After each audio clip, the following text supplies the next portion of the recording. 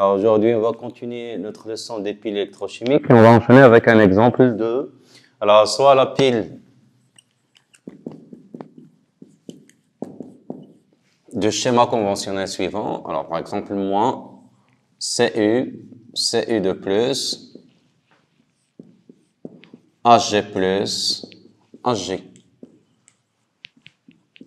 Alors Cu est un solide, on va mettre là 1. S, Cu de plus est aqueux, Hg plus est en aqueux et Hg est un solide.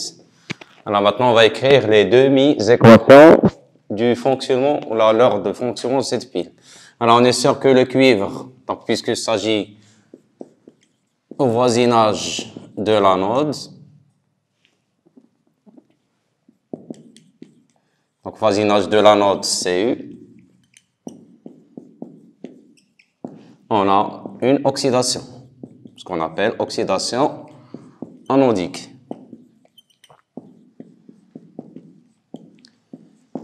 Là, au cours de laquelle l'élément Cu se transforme en C2+, et libère 2 électrons. Ça, c'est le voisinage de l'anode. Alors, voisinage de, cette fois-ci, de la cathode, l'argent. Alors, cette fois-ci, on a ce qu'on appelle une réduction cathodique. Réduction cathodique.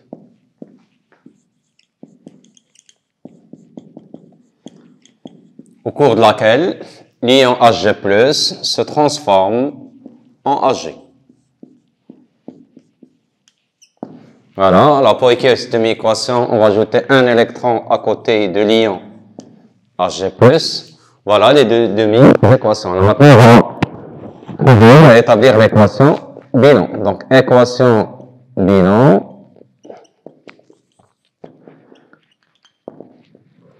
Alors, on fait la somme des demi-équations de façon qu'il n'y aura plus d'électrons. Donc, pour faire disparaître les électrons, là, vous avez 2 électrons, on est obligé de multiplier là par 2.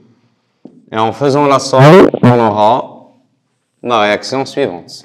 Cu plus 2Ag+ se transforme spontanément en C de plus 2Ag. Donc ça, c'est à l'état solide, à l'état aqueux, à l'état aqueux et à l'état solide. Alors, en ce qui concerne le nombre d'électrons transférés,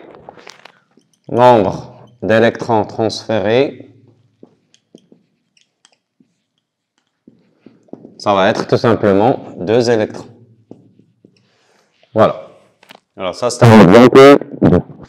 Alors, on continue pour détermination. Alors, on va mettre là-bas troisième partie. Donc, troisièmement, comment on détermine la polarité d'une pile? Comment savoir lequel des deux va jouer le rôle de l'anode, lequel des deux va jouer le rôle de la cathode?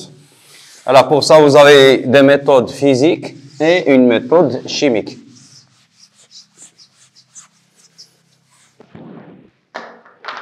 Donc, troisièmement,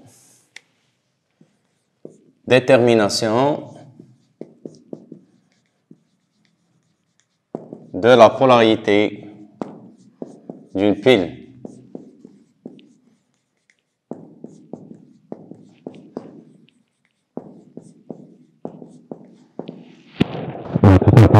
On va déterminer quel est le pôle négatif, quelle est l'anode et quelle est la cathode.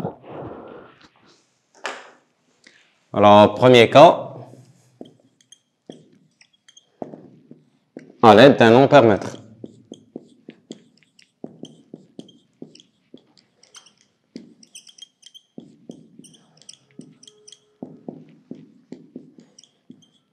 Voilà.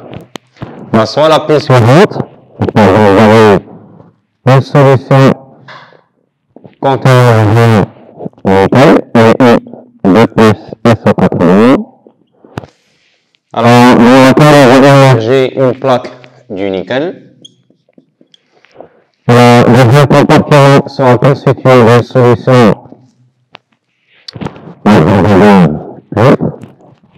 C2 plus SO4 de moins, dans laquelle on va plonger une plaque de cuivre. CU.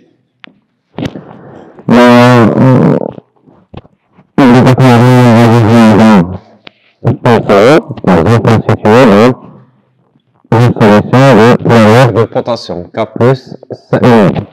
Alors, pour déterminer la polarité, on branche un conducteur ohmique, R, pour ne pas court-circuiter la pile.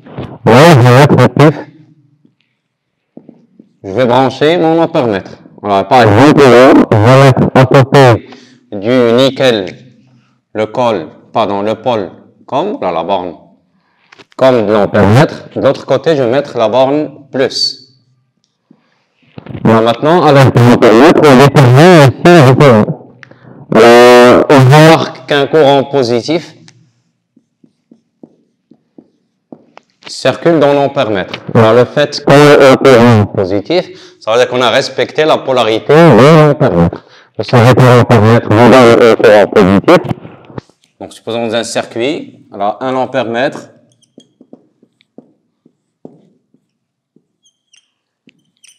il est caractérisé par ces deux bornes plus et comme. Lorsqu'un courant entre par sa borne positive et sort par sa borne comme, alors dans ce cas, notre courant est positif. C'est le courant, si par exemple le courant entre par la borne comme et sort par la borne plus, dans ce cas, on aura un courant, la l'ampèremètre affichera un courant qui est négatif. C'est surtout ce qu'on appelle un galvanomètre qui permet de donner des intensités négatives. Alors, notre courant est positif, ça veut dire qu'on a respecté, donc le fait que le courant, l'intensité de courant est positif, donc on a respecté le branchement de l'ampèremètre.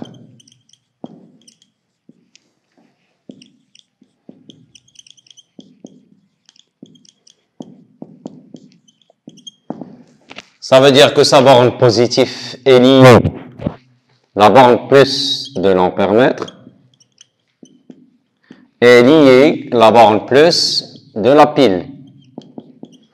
Et son pôle comme, sa borne de l'ampèremètre est liée la borne moins de la pile.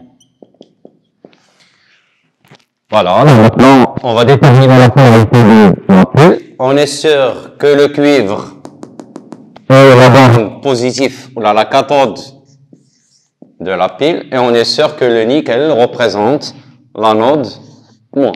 Alors comme ça, on peut écrire le schéma conventionnel de notre pile. Donc,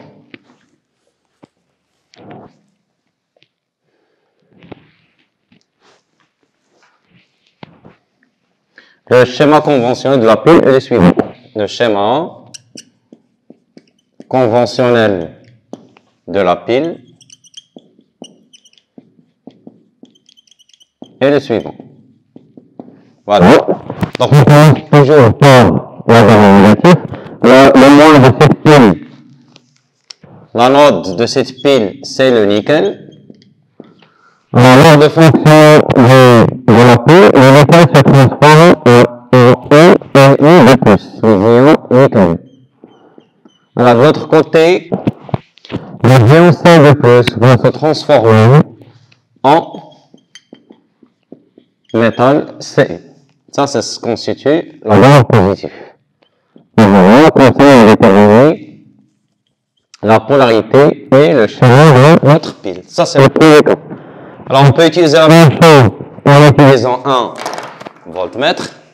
Donc, on va mettre deux voltmètres maintenant à l'aide d'un voltmètre. Donc, on va déterminer les pôles de la pile, c'est-à-dire l'anode et la cathode. Alors, deuxième cas, à l'aide d'un voltmètre.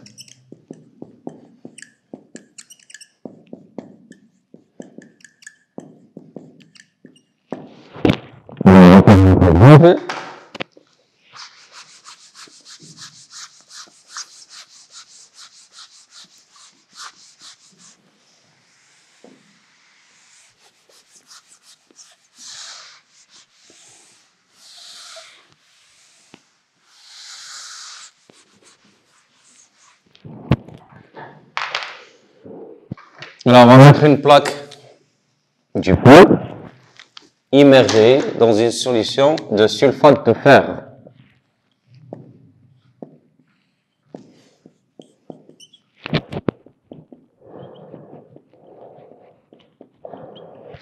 Alors, de l'autre côté, deuxième compartiment de la pile, notre pince à lin, on va mettre du zinc.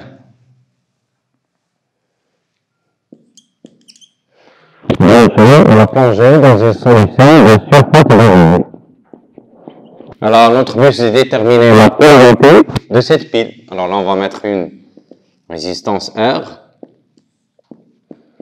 Et on va brancher le voltmètre. Le voltmètre se branche toujours en parallèle. Voilà notre voltmètre. La page va mettre sa borne négative à côté du fer. On peut mettre l'inverse, plus, et comme du voltmètre. Alors, l'affichage du voltmètre donne UFE Zn va nous donner par exemple une valeur qui est négative. Alors la tension entre les bornes du fer, entre la borne et les plaques du fer et celle du zinc négatif implique le potentiel de la plaque du fer moins le potentiel de la plaque du Zn est inférieur à 0. Alors, c'est tous que une tension UAB, ce qu'on appelle aussi une différence de potentiel, ça s'écrit sous la forme VA moins VB. Si la tension UAB est supérieure à 0, implique que VA est supérieur à VB. Si maintenant UAB est inférieur à 0, dans ce cas, vous aurez VA inférieur à VB. Alors, dans ce cas, A, vous avez la valeur de la cathode, premier cas. Donc, A, ça va être la cathode. Et B, ça va jouer le rôle de l'anode. Alors, dans le cas ES, deuxième cas, cette fois-ci, puisque je vais la température, bien sûr que le potentiel de A est inférieur à B. Donc, A jouera le rôle de l'anode. Et B jouera le rôle de la cathode. Alors, dans cet exemple, la tension UFEZN est inférieure à 0.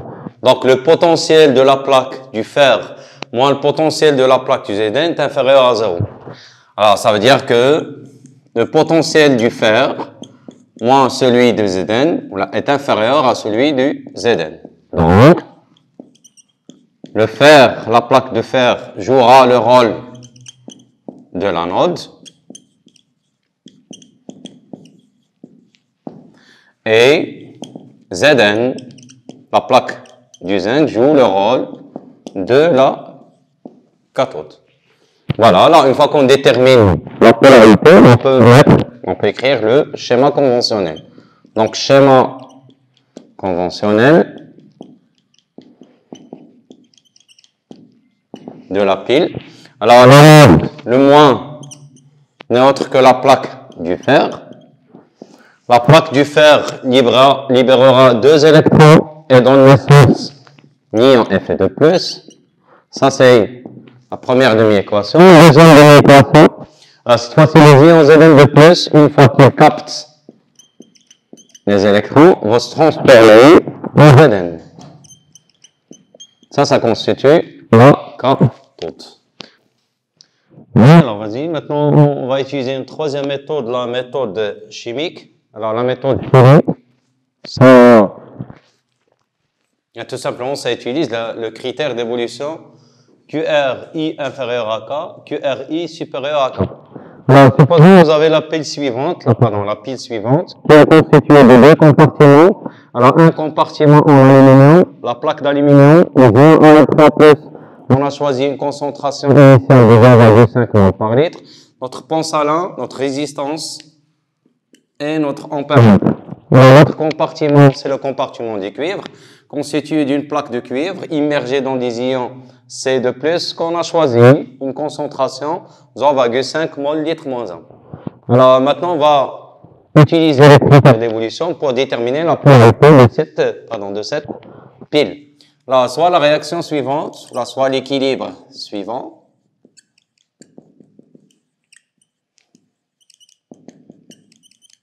Voilà.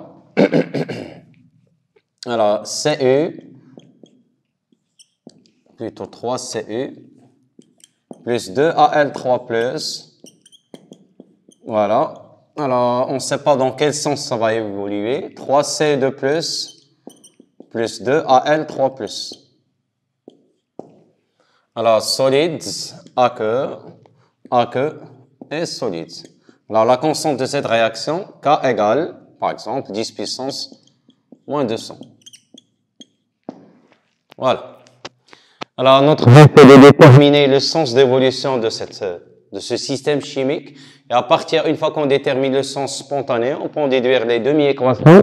Et par suite, on détermine la polarité de la pile. Alors, première chose, on calcule QR initial. Donc, pour calculer QR initial, c'est facile. Donc, on utilise la même méthode de calcul de la constante d'équilibre. Donc, QR initial égale la concentration. Bien sûr, on commence toujours par les produits. On ne va pas tenir compte l'aluminium puisqu'il s'agit d'un solide. On ne tiendra pas compte aussi du cuivre puisqu'il s'agit d'un solide. Donc, c'est la concentration des ions C2+ à l'état initial à la puissance 3. Divisé par la concentration des ions Al3+ initial au carré. Alors maintenant, je vais remplacer chaque concentration par parallèle. Les ions C2+ ont une concentration de 0,5. Cependant, les ions Al3+ ont une concentration aussi de 0,5 au carré. Alors, ça va nous donner un 0,5. Alors, vous avez remarqué que QR initial comparé à K. Donc, deuxième étape, on compare. On compare QR initial avec K. Alors, on remarque que QR initial est supérieur à K. Le système évolue dans le sens opposé.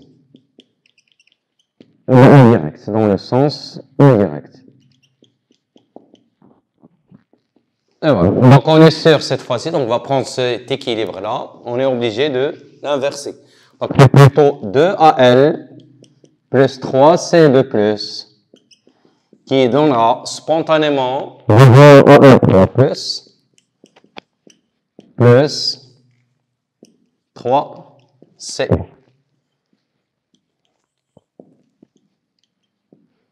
Voilà. Alors, une fois qu'on a déterminé le sens spontané d'évolution, le sens d'évolution spontanée, alors à partir de cette équation, je peux écrire les deux demi-équations. Alors, on est sûr que l'aluminium, alors à partir de l'équation, on est sûr que l'aluminium, l'élément Al, s'est transformé en élément Al3+. Donc, l'aluminium s'est transformé en Al3+. Cette transformation donne 3 électrons. Alors, vous avez remarqué que cette équation est une oxydation. Alors, c'est une oxydation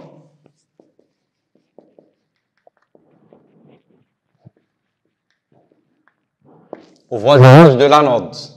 Au voisinage de l'anode. Alors, l'anode, vous avez...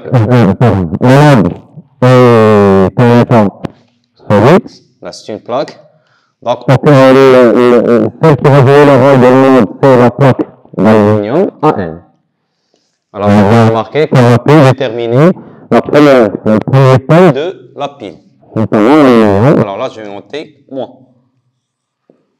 Alors, de l'autre côté, la deuxième demi-équation, les ions C2+ se sont transformés en Cu.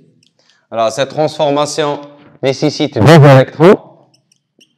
Voilà. Alors, il s'agit bien d'une réduction.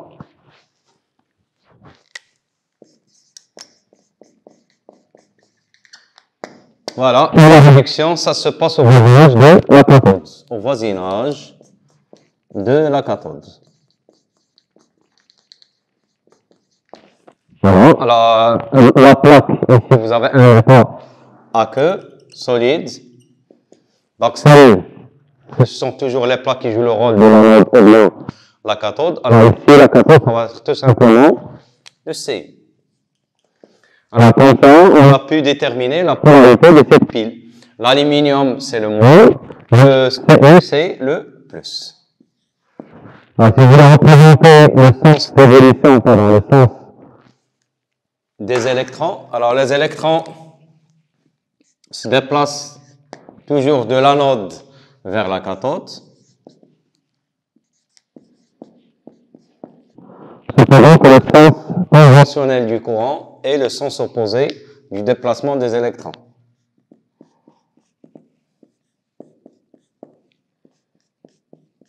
Alors là, vous aurez le pôle plus de l'ampère-mètre, et là, vous aurez le pôle comme de l'ampère-mètre. Bien sûr, il y aura aussi passage du courant dans le pont salin dû au déplacement d'ions. Alors, dans ce côté-là, vers le moins se déplacent les ions négatifs, vers le plus se déplacent les ions positifs.